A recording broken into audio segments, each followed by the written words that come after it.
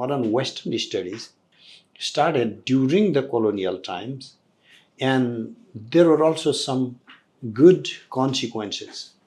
For example, we have Paul Deussen or Max Müller or Schopenhauer. So these many people were actually deeply influenced by Indian ways of thinking. There are people actually reading the Upanishads. We have the first Upanishad in the Persian translation, and then from that to the German translation. By the later 17th, early 18th century, the West, meaning Europe, was already studying the Bhagavad Gita or the Upanishads, and many of the philosophical teachings from Buddhism also went from India to the West, were translated like Sherbatsky, Vallée-Poussin, and they became, in a sense, ambassadors. So even when they had their own agenda and reasons, but that did help us in a bigger picture to introduce, like any introduction is insufficient introduction. They all come with limitations. But what happened is, like, people in the rest of the world would otherwise not even know. Max Müller edited the Rig Veda. We didn't have that type of textual editing, and so these were oral traditions. And whether it was good to have the book edited, because the books of the Vedas are memorized, handed down from the teacher to the disciple. Like I myself, when I was like 5, my father started teaching me. I was not allowed to touch the book, even though by then we already had the printed book of the Veda. We belonged to the Yajurveda branch. But to memorize the book without reading in a text, that was the main norm, and nowadays we don't memorize as much, and so we can say these are the consequences of modern Western education or something. But it also helped universalize our philosophies. Yes, there is no credit given, there is not due credit or sufficient credit given, but in the philosophy of Friedrich Nietzsche, in the philosophy of Wolfgang Hegel, in the philosophy of Schopenhauer, for example, many prominent Western philosophers, in the writings of Heidegger, for example, you will find the imprints of the teachings coming from India. Carl Gustav Jung came to India to learn psychology, developed a lot of theories by studying Indian yogis. So in a sense, the reading Vedic literature, reading Hindu literature has helped the West to revitalize itself, meaning there's substantial amount of thinking in the modern West that is not a product or not a continuum of the Western civilization itself, but rather borrowed from India. So is this a good thing or bad thing? As ideas, they are meant to be universalized. The issue of credit is different. For me, I'm not only going to talk about they didn't give us the due credit, which is the case, by the way. I'm not rejecting that.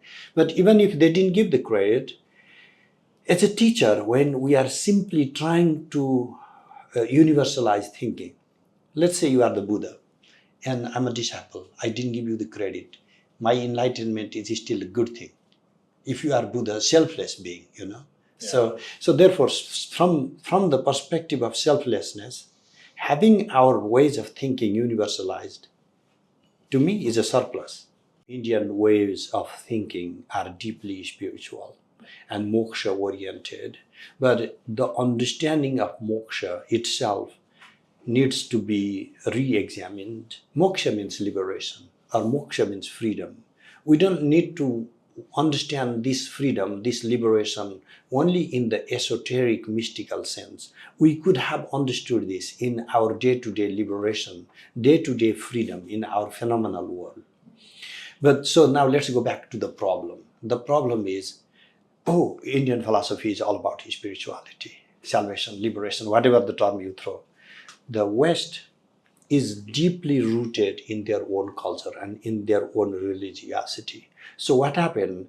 They created a guise in which they created a language, a secular language, to rebrand the same ideas. In René Descartes, the father of the modern Renaissance. So you can, if you critically analyze Cartesian thinking, you will find deeply Christian notions embedded within William Delty's reading of Descartes, and the way Christian modes of thinking became universalized in the institutionalization of education, in the dichotomy of matter versus mind or matter versus the spirit.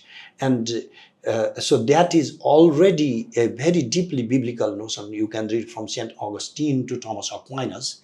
And we simply took it because he was a great scientist and a philosopher. We only took it, his teachings, as a very secular teaching. What about Wolfgang Hegel, for example? Read Phenomenology of Spirit. So the Hegel is a very great success story of the West. What happens with Hegel in Hamburg? He is first a student of Indology.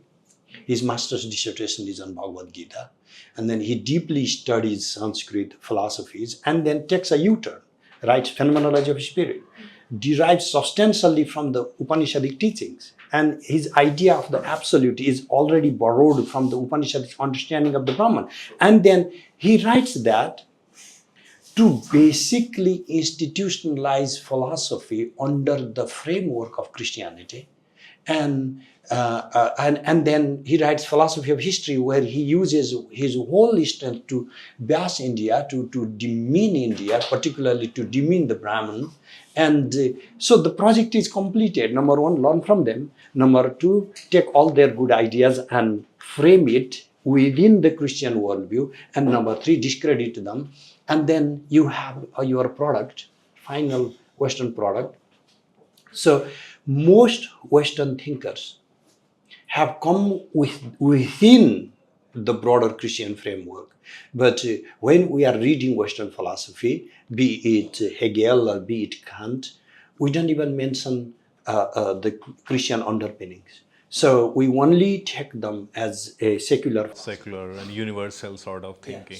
Now, one other thing we are lacking is we also need to build the kind of discourse where we could read Abhinava or Shankara from a fairly secular perspective. We do not need to always talk about mysticism and liberation and Brahman and Shiva and all that.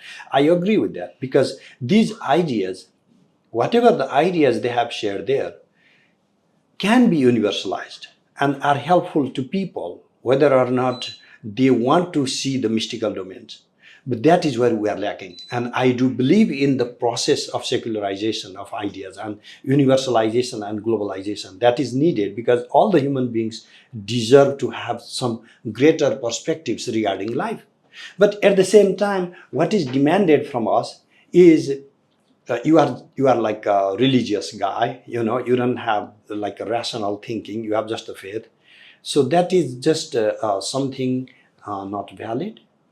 And who would you teach in philosophy? Like Thomas Aquinas in philosophy departments in the West, they have no problem to teach Thomas Aquinas. He's a great Christian theologian, right? And then you have the problem to teach Shankaracharya, for example, because he's a religious guy. So therefore, it's like the critique itself needs to be critiqued.